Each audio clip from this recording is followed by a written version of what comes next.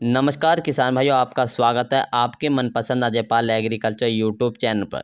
आज की इस वीडियो में हम बात करेंगे धान में ज़्यादा से ज़्यादा कल्ले और फुटाव कैसे बढ़ाएं ताकि हमें धान की फसल से बढ़िया रिकॉर्ड उत्पादन मिल सके। तो किसान भाइयों, वीडियो को अंत तक देखें, ज़रूर देखें ताकि आपको सही जानकारी प्राप्त हो सके। किसान भाई, यदि आप अपनी धान की फसल से अधिक उत्पादन लेना चाहते हैं तो आपको अपनी धान की फसल में ज़्यादा फुटाव बढ़ाना होगा, ज़्यादा कल्ले बढ़ाने होंगे। जितने फुटाव अधिक होगा, इतने कल्ले अधिक होंगे, इतनी पैदावार अच्छी होगी। तो किसान साथियों, जो कल्ले बढ़ाने के लिए फसल को तना काफ़ी मजबूत होगा, और जितना तना मजबूत होगा हमारी फसल गिरेगी नहीं। यदि आपकी धान की फसल में फुटाव ज़्यादा होगा, कल्ले ज़्यादा होंगे और प्रत्येक मजबूत पौधा बनेगा, अंदर से बालियाँ ज़्यादा आएंगी और मजबूत आएंगी। तो बालें लंबी आएँ किसान भाइयों, जिससे आपको जो पैदावार है बहुत ही शानदार मिल सके। तो किसान भाइयों, आपने अक्सर देखा होगा, बहुत सारे किसान भाई होते हैं कि उनकी फसल के अंदर फुटाव बहुत कम हो जाता है, लेकिन अच्छा फुटाव नहीं हो पाता, अधिक टेलिंग नहीं हो पाती, अधिक कल्ले नहीं बन पाते, परंतु जो कल्ले होते हैं वो कमज़ोर होते हैं। मान लीजिए उनकी धान की जो फसल है, पौधे में लगभग 40 से 50 कल्ले हैं, लेकिन जिस जिस समय बालें निकलती है उसके अंदर लगभग 4 से 5 बालियाँ ही निकलती है। बाकी जो पौधे होते हैं उनके वो या तो मर जाते हैं या कमज़ोर रह जाते हैं। उसके अंदर बालियाँ नहीं निकलती अच्छे से, क्योंकि वो जो टिल्लिंग ही अच्छे से नहीं बन पाई, जो मजबूत टिल्लिंग नहीं बन पाई, आगे चल के बालियाँ की प्राप्ति नहीं हो पाई।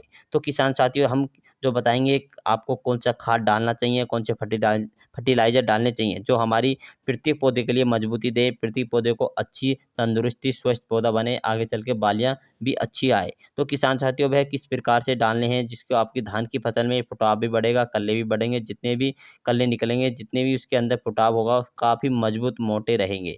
यदि उनके पौधे मोटे रहेंगे तो फुटाव होगा वह मोटे रहे, उसके अंदर बालियाँ भी काफ़ी अच्छी आएँगी। बालियाँ मजबूत रहेगी, जिससे किसान भाइयों आपको आगे चल के अच्छी अच्छी यानी कि अच्छी इनकम होएगी, अच्छे उत्पादन मिल सकेगा। तो किसान साथियों, भरपूर मात्रा में दाने बनेंगे, भरपूर मात्रा में दानों का विकास अच्छा बनेगा। तो सबसे पहले जानते हैं कि ऐसे कौन से खाद लेकर आने हैं, ऐसे कौन से खाद मार्केट से लेकर आकर अपनी धान की फसल में छिड़काव करना, बखेर देना, यानी तो वो किसान साथियों काफ़ी अच्छे सस्ते खाद के बारे में बताने आ रहे हैं। सबसे पहले आपको क्या करना है, आप जो जो खाद बताएँगे, जो अच्छे सस्ते खाद होंगे, एकदम मार्केट में कहीं से भी उपलब्ध हो जाएँगे। एकदम म आपकी फसल एकदम मस्त रहेगी, ज़बरदस्त रहेगी किसान भाई, जिससे आपकी उसकी जो पैदावार होगी बहुत ही अच्छी शानदार मिलेगी। तो इसके बारे में आपको कंप्लीट जानकारी दी जाएगी। तो नमस्कार, आपको देख रहे हैं आप अजयपाल एग्रीकल्चर यूट्यूब चैनल। किसान साथियों, चलते हैं, बात करते हैं। सबसे पहले आपको थोड़ा-सा एग्जेक्शन देना चाहता हूँ, कि सुझाव देना चाहता हूँ कि जैसे कि आप इस धान की फसल लगा रहे हैं, तो उसमें उनकी यानी कि उसमें लगाना चाहते हैं, तो धान की फसल लगभग 15 से यानी 35 दिन के बीच की हो चुकी है। हाँ किसान साथियों, आपकी रुपाई से लगभग 15 से 35 दिन के बीच की हो चुकी है। तो वह किसान भाइयों, इस दवा को आपकी अपनी धान की फसल में डाल सकते हैं। तो इस खाद को अपनी फसल के में डाल सकते हैं, परंतु आपको इस खाद को डालने से पहले कुछ बातों का ध्यान रखना बहुत ही ज़रूरी है। जैसे किसान भाइयों, अपनी धान की फसल में पानी का भराव रखना है, जो पानी भरकर रखना है वो लगभग 2 से 3 इंच रखना है। हाँ, ज़्यादा पानी नहीं रखना है। यदि आपने धान की फसल में ज़्यादा पानी रखते हो तो आपको धान की फसल में उसके अंदर आप खाद फर्टिलाइज़र तो डालेंगे, वो पत्तियाँ पानी में लग जाएँगी, और वो किसान भाइयों, जो पौधा पानी में अंदर डूब जाता है, उसके अंदर या तो गलन आ जाती है और यह हमारा अच्छे से फुटाव नहीं हो पाता। नन्हे पौधे निकलते हैं, उसके अंदर अनेक गलन सी आ जाती है, पौधे गल जाते हैं, जिससे फुटाव में कमी रहती है या फुटाव कम होता है। इसलिए आपको हमेशा ध्यान रखना है, जब अपनी धान की फसल में जल भरें तो उसमें फुटाव करने के लिए दवाइयों का प्रयोग करते हैं। तो इसके अंदर पानी की जो मात्रा रखनी है किसान से 2 से 3 इंच रखनी है। आपको अपनी धान की फसल में यानी कि लगभग 2 से 3 इंच पानी भरकर रखेंगे तो काफ़ी अच्छा रहेगा। और खेत में पानी भी सूखना नहीं चाहिए कि आप सुखा दो कतई फसल को, ऐसा भी नहीं करना है।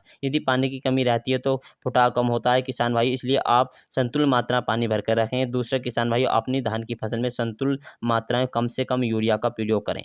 यदि आप फुटाव की अवस्था में ज़्यादा यूरिया का प्रयोग करते हैं तो आपकी धान की फसल में जो लंबाई होगी वो बढ़ जाएगी, पौधे की लंबाई बढ़ जाएगी और फुटाव नहीं होगा। इसलिए आप अपनी धान की फसल में ज़रूरत के अनुसार यूरिया का प्रयोग करें, जिससे आपकी धान की लंबाई कम से कम बढ़े और अधिक से अधिक मैदा हो, अधिक से अधिक टिल्लिंग बने। तो इसलिए किसान भाइयों, आपको यूरिया का कम प्रयोग करना है। और किसान साथियों, कल्ले बढ़ाने के लिए, फुटाव बढ़ाने के लिए कौन-सी दवाइयों का प्रयोग करना चाहिए, कौन से खाद फर्टिलाइज़र डालने चाहिए, इसके लिए किसान भाइयों आपको जो मार्केट में खाद लेकर आने, फर्टिलाइज़र लेकर आने, इसके लिए आपको सबसे पहले लेनी है नाइट्रोजन, यानी कि नाइट्रोजन यूरिया लेनी है। हाँ किसान साथियों, नाइट्रोजन यूरिया की मात्रा की लगभग आपको ज़्यादा नहीं लेनी है, 30 किलोग्राम प्रति एकड़ के हिसाब से लेनी है। हाँ किसान साथियों, नाइट्रोजन यूरिया आपको लेनी है 30 किलोग्राम प्रति एकड़ के हिसाब से लेनी है। दूसरी किसान भाइयों, इसके जो अंदर आपको ऐड करना है होमिक एसिड। हाँ किसान साथियों, होमिक एसिड आपको ऐड करना है, यानी कि आप यामिक होमिक एसिड लगभग आप 98% वाला होमिक एसिड ले सकते हैं। और किसान साथी सूखे वाला आता है किसान साथी, इसे ले सकते हैं। कौन सी भी कंपनी का आप इसकी मात्रा ले सकते हैं, कौन सी कंपनी ले सकते हैं। इसकी मात्रा की बात करें तो आपको 1 एकड़ के लिए किसान साथियों 500 से लेकर 1 किलोग्राम प्रति एकड़ के हिसाब से ले सकते हैं। हाँ किसान साथी, 500 से 1 किलोग्राम प्रति इस एकड़ के हिसाब से ले सकते हैं। दूसरा किसान भाई, इसके अंदर जो आपको ऐड करना है बहुत ही काफ़ी सस्ता घरेलू उपाय बता रहे हैं, तो आपको ऐड करना है गुड़। हाँ किसान साथियों, हम खाने वाले जो गुड़ होता है इसे भी ऐड कर सकते हैं। गुड़ की जो मात्रा लेनी है आपको 2 किलोग्राम प्रति एकड़ के हिसाब से लेनी है। तीसरा किसान भाई, इसके अंदर जो ऐड करना है आपको सरसों की खली। हाँ किसान साथियों, सरसों की खली की हम बात करें जो लगभग 10 किलोग्राम प्रति एकड़ के हिसाब से लेनी है। हाँ किसान साथियों, सरसों की खली का क्या काम रहेगा, काफ़ी अच्छी रहेगी, तो इसके लिए किसान साथियों आप सरसों की खली ले सकते हैं। चौथा किसान साथियों, आपको इसके अंदर जो ऐड करना है काटव। हाँ किसान साथियों, काटव हाइड्रोक्लोराइड करना, जो कीटनाशक होता है काफ़ी अच्छा रहता है फसल के लिए। काटव हाइड्रोक्लोराइड क्लोराइड 4% GR, इसकी मात्रा की हम बात कर रहे हैं तो लगभग आपको 3 से 4 किलोग्राम प्रति एकड़ के हिसाब से इसकी मात्रा रखनी है। कौन सी भी कंपनी का ले सकते हैं, काफ़ी अच्छा रहता है काटव, तो इसे ले सकते हैं। और किसान साथी, इसके यानी उसमें ऐड तो करना है जिंक सल्फेट, यानी जो मोनो जिंक आती है, आप 33% वाली ऐड कर सकते हैं। इसे भी 33% वाली जिंक को ऐड कर सकते हैं, तो आती इसके इसके लिए आपको भी ऐड करना है, आप कर सकते हैं तो सल्फर कर सकते हैं 15% वाली। यदि आपने जिंक लगा दी है, तो यदि जिंक डाल चुके हैं तो पहले तो जिंक को आप नहीं डाल सकते। जो आपने फर्टिलाइज़र लगा दिए वो उन फर्टिलाइज़र को अपने खेत के अंदर नहीं लगाएं, जो हमने तो बताए। अगर नहीं लगाएं तो उन्हें अब लगाएं।